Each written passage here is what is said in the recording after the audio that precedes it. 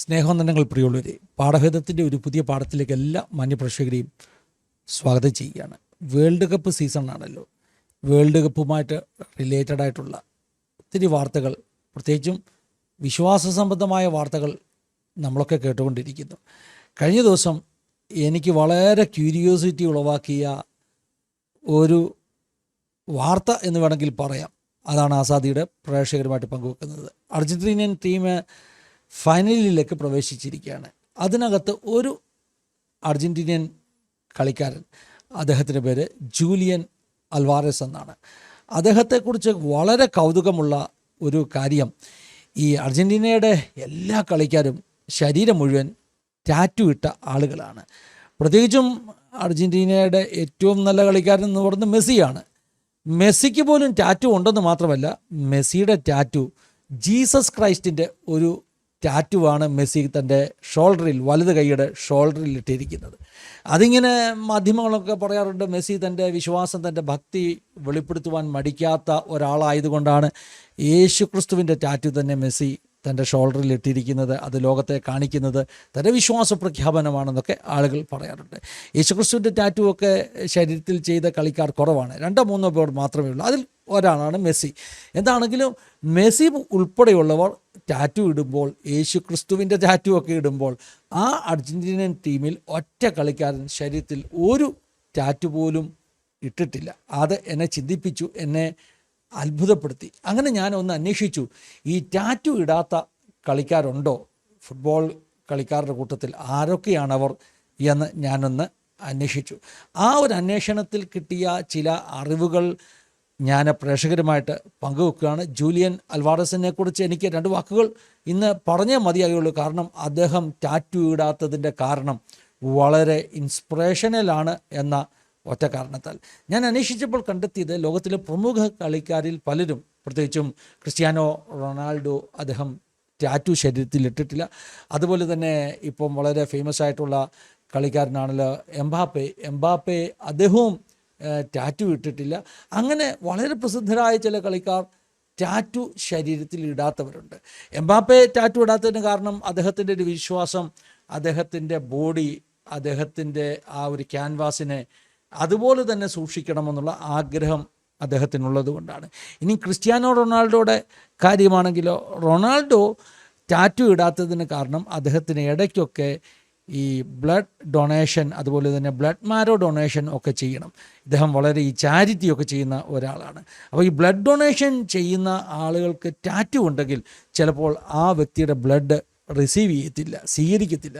കാരണം ടാറ്റു ഇടുന്നത് തന്നെ ശരീരത്തിന്, ബ്ലഡിന് ഹാനികാരമാണെന്നുള്ളത് ലോകം മുഴുവൻ അറിയാവുന്ന ഒരു സത്യമാണ്. ഒരു ഇങ്ക് അല്ലേ നമ്മുടെ ശരീരത്തിലിടുന്ന ലോകം മുഴുവൻ അറിയാവുന്ന സത്യമാണ്, അത് ഹാനികാരിയായ ഒരു കാര്യമാണെന്നുള്ളത്. പക്ഷേ ഈ ജൂലിയൻ അൽവാരസ് ടാറ്റു ഇടാത്തതിൻ്റെ കാരണം, ഒരിക്കൽ അദ്ദേഹം തൻ്റെ ടീം മേറ്റ്സിനോട് പറഞ്ഞു, ഈ അൽവാരസ് കളിക്കാൻ വേണ്ടി അർജന്റീനൻ നാഷണൽ ടീമിലെത്തിയപ്പോൾ ബാക്കിയുള്ളവരെല്ലാവരും ടാറ്റു ഇട്ടവരാണ്.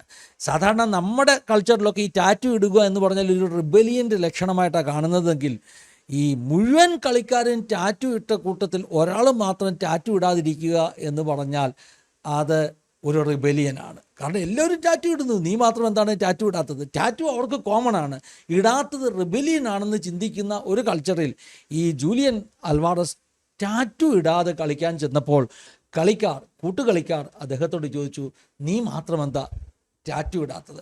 അതിൻ്റെ മറുപടിയായിട്ട് ജൂലിയൻ അൽവാരസ് പറഞ്ഞത്, my father always told us no tattoos, no cigarettes, no alcohol. എൻ്റെ അപ്പൻ എന്നോട് പണ്ടേ കൊച്ചിലെ തന്നെ പറഞ്ഞു തന്നിട്ടുണ്ട്, ടാറ്റു ഇടരുത്, സിഗരറ്റ് ഉപയോഗിക്കരുത്, ആൽക്കഹോൾ കുടിക്കരുത്. വളരെയധികം സ്ട്രിക്റ്റായിട്ട് ഈ പറഞ്ഞ ജൂലിയൻ അൽവാരസ് അപ്പന് കൊടുത്ത ഒരു വാക്ക് ഇന്നും പാലിക്കുകയാണ്. അപ്പനോടുള്ള ഉടമ്പടി ലംഘിക്കാതിരിക്കാൻ വേണ്ടി ഈ ജൂലിയൻ അൽവാരസ് ടാറ്റു ഉപയോഗിക്കത്തില്ല, സിഗരറ്റ് വലിക്കത്തില്ല, മദ്യപിക്കത്തില്ല എന്ന തീരുമാനമെടുത്തു. ഈ വർഷത്തെ വേൾഡ് കപ്പിൽ വളരെ പ്രധാനപ്പെട്ട കളിക്കാരനാണ് ജൂലിയൻ അൽവാറസ്.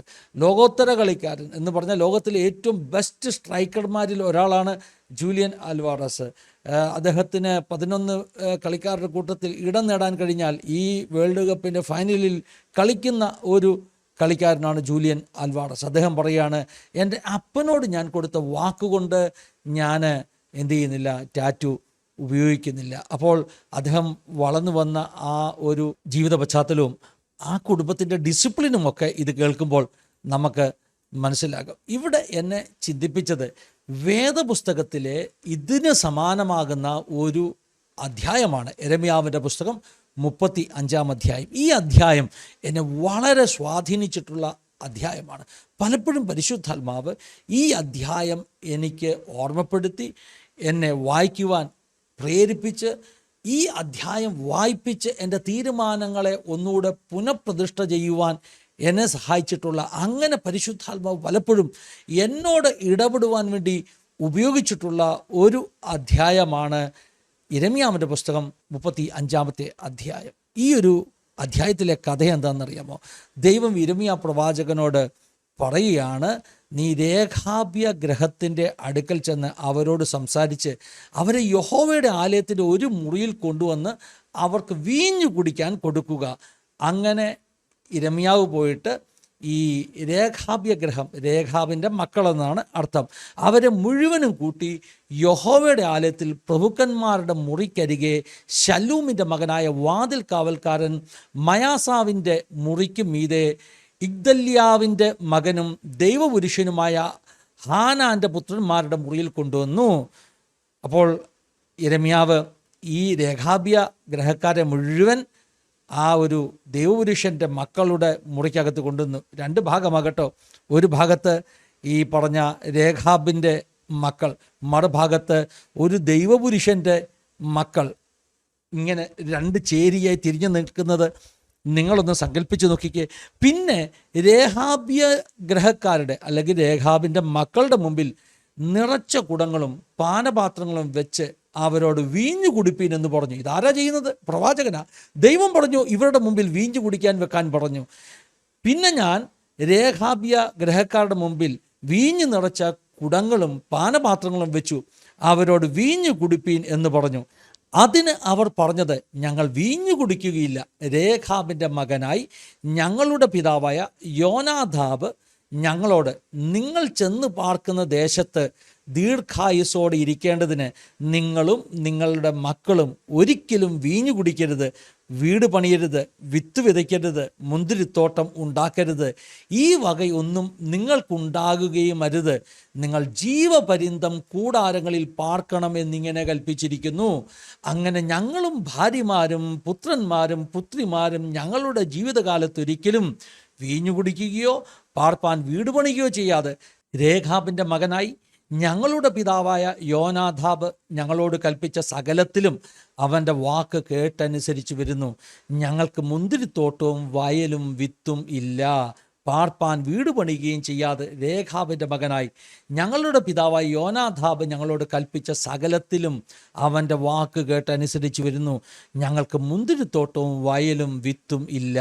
ഞങ്ങൾ കൂടാരങ്ങളിൽ പാർത്ത് ഞങ്ങളുടെ പിതാവായ യോനാദാബ് ഞങ്ങളോട് കൽപ്പിച്ചതുപോലെയൊക്കെയും അനുസരിച്ച് നടക്കുന്നു. എന്നാൽ ബാബേൽ രാജാവായ നെബൂഖദ്നേസർ ദേശത്തെ ആക്രമിച്ചപ്പോൾ ഞങ്ങൾ, വരുവിൻ, കൽദയരുടെ സൈന്യത്തിൻ്റെയും അരാമ്യരുടെ സൈന്യത്തിൻ്റെയും മുമ്പിൽ നിന്ന് നമുക്ക് ജെരുശലേമിലേക്ക് പോയിക്കളയാം എന്ന് പറഞ്ഞു. അങ്ങനെ ഞങ്ങൾ യെരൂശലേമിൽ പാർത്തു വരുന്നു.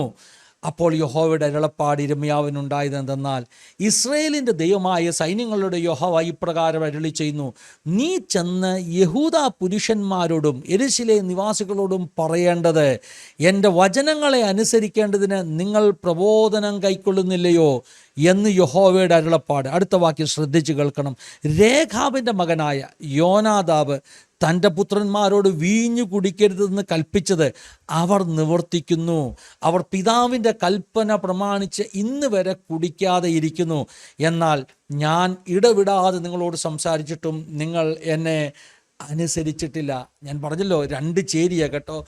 ഒരിടത്ത് ദൈവപുരുഷൻ്റെ മക്കൾ ഹാനാൻ്റെ പുത്രന്മാരുടെ മുറിയിൽ അവരുടെ മുമ്പിലാണ് രേഖാബിൻ്റെ മകൻ യോനാദാബിൻ്റെ ഈ മക്കളെ കൊണ്ട് നിർത്തിയിരിക്കുന്നത് രണ്ട് ചേരി, രണ്ട് ആശയങ്ങൾ നിരന്നു നിൽക്കുമ്പോൾ അവരുടെ മുമ്പിൽ ഇരമ്യാവിലൂടെ ദൈവം പറയുക, ദേ ഈ രേഖാബ്യ ഗ്രഹത്തെ ഒന്ന് നോക്കിക്കേ, അപ്പനോട് ചെയ്ത ഒരു വാക്ക് അവർ മാറാൻ തയ്യാറല്ല. ദേവാലയത്തിൻ്റെ ഭാഗമാകുന്ന ഒരു സ്ഥലത്ത് അവിടെ ദൈവപുരുഷൻ വന്നിട്ട് വീഞ്ഞ് മുൻപിൽ വെച്ചിട്ട് കുടിക്കാൻ പറഞ്ഞിട്ടും അവർ പറയാം ഞങ്ങൾ കുടിക്കത്തില്ലെന്ന്. വീഞ്ഞ് കുടിക്കുന്നത് ഈ യഹൂദിയ പുരുഷന്മാർക്ക്, ഇസ്രായേലിന് പാപമൊന്നുമില്ല കേട്ടോ. അവരുടെ ഒരു സാധാരണ പാനീയമായിട്ട് അവർ വീഞ്ഞിനെ കാണുന്നത്. പക്ഷെ അപ്പനോട് ചെയ്ത ഒരു ഉടമ്പടി കൊണ്ട് അവർ പറയുന്നു ഞങ്ങളത് ചെയ്യുകയില്ല എന്ന് പറയുന്നു. ഈ ദൈവപുരുഷൻ്റെ മക്കൾ എന്ന് പറയുന്ന അവർക്ക് പോലും ഇല്ലാത്ത ഒരു ചിട്ടയും സമർപ്പണവും ഈ രേഖാബ്യ ഗ്രഹത്തിൽ ഉണ്ട് എന്ന് ദൈവം തന്നെ സാക്ഷ്യപ്പെടുത്തുകയാണ്. അപ്പനോട് ചെയ്ത ഉടമ്പടി അവർ എങ്ങനെ പാലിക്കുന്നെന്ന് നിങ്ങൾ നോക്ക്. അങ്ങനെയാണെങ്കിൽ ദൈവത്തോട് ചെയ്ത ഉടമ്പടി അതിലധികം പാലിക്കേണ്ടതല്ലേ, ദൈവവചനം പാലിക്കേണ്ടതല്ലേ എന്ന ഒരു ചോദ്യം. അപ്പോൾ ഞാൻ ഈ വിഷയം പറയുമ്പോൾ പരിശുദ്ധാത്മാവിൻ്റെ ഹൃദയത്തിൽ തന്ന മൂന്നാമത്തെ ഒരു ചിന്ത പറയാം. ഒന്നാമത് ഞാൻ ജൂലിയൻ അൽമാറസിൻ്റെ കാര്യം പറഞ്ഞു. അപ്പനോട് ചെയ്ത വാക്കുകൊണ്ട് ടാറ്റു ഇടാതെ, ഇന്ന് അർജൻറ്റീനിയൻ ടീമിൽ ടാറ്റു ഇടാത്ത ഒറ്റ കളിക്കാരനായിട്ട് ആ ചെറുപ്പക്കാരൻ ഇന്നും നിൽക്കുന്നെങ്കിൽ അതൊന്നാമത്തെ ഒരു ഇൻസ്പിറേഷനായ കാര്യം. രണ്ടാമത് രേഖാബിൻ്റെ മക്കൾ. മൂന്നാമത് എനിക്ക് പറയാനുള്ളത് ചില ദൈവപുരുഷന്മാരുടെ അല്ലെങ്കിൽ ഹനാൻ്റെ മക്കളെ പോലെയുള്ള ചില മക്കളോടാണ്. അവരിന്ന് പറഞ്ഞു തുടങ്ങിയിരിക്കുന്നു, അപ്പച്ചന്മാർക്ക് തെറ്റുപറ്റിയിരിക്കുന്നു, അപ്പച്ചന്മാർ പറഞ്ഞതൊന്നും ശരിയല്ല, പിതാക്കന്മാർ പഠിപ്പിച്ചതിലൊന്നും നടക്കാൻ ഞങ്ങൾക്ക് പറ്റത്തില്ല കേട്ടോ. ഈ രേഖാബ്യ ഗ്രഹത്തെ കണ്ട് ഒന്ന് പഠിക്കണം. അപ്പച്ചന്മാരെടുത്ത തീരുമാനം വീഞ്ഞു കുടിക്കണ്ട എന്നുള്ളതാണ്, വീട് പണിയണ്ട എന്നുള്ളതാണ്. അപ്പോൾ ചോദ്യം, വീഞ്ഞു കുടിക്കണ്ടെന്ന് പ്രമാണം വല്ലതും ഉണ്ടോ? യഹൂദന് വീഞ്ഞു കുടിക്കത്തില്ലേ? യഹൂദന് വീഞ്ഞു കുടിക്കുന്നത് പാപമാണോ? വേദോസത്തിൽ അങ്ങനെയൊക്കെ ഉണ്ടോ എന്നൊക്കെയാണ് ഹനാൻ്റെ മക്കൾ ചോദിക്കുന്നത്. പക്ഷേ രേഖാബ്യ ഗ്രഹം പറയുന്നു, വേദപുസ്തകത്തിൽ വീഞ്ഞു കുടിക്കാൻ പെർമിഷൻ ഉണ്ടെങ്കിലും, വീട് പണിയാൻ പെർമിഷൻ ഉണ്ടെങ്കിലും, ഇതൊക്കെ വേദപുസ്തകത്തിലുണ്ടെങ്കിലും ഞങ്ങളുടെ പിതാക്കന്മാരെടുത്ത ചില തീരുമാനങ്ങൾക്ക് വേണ്ടി ഞങ്ങൾ നിൽക്കും.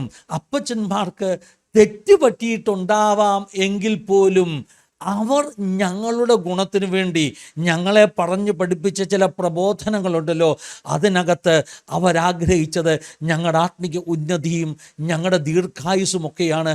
അതുകൊണ്ട് അതിൽ നിന്ന് ഞങ്ങൾ അണുവിട ചലിക്കുകയില്ല എന്ന് പറയുന്ന രേഖാബ്യ ഗ്രഹം ആധുനിക കാലഘട്ടത്തിലെ ഒരു യോനാദാബിൻ്റെ മകനാണെന്ന് തോന്നുന്നു ജൂലിയൻ അൽമാറസ് എന്ന് പറയുന്ന ആ അർജൻറ്റീനൻ കളിക്കാരൻ.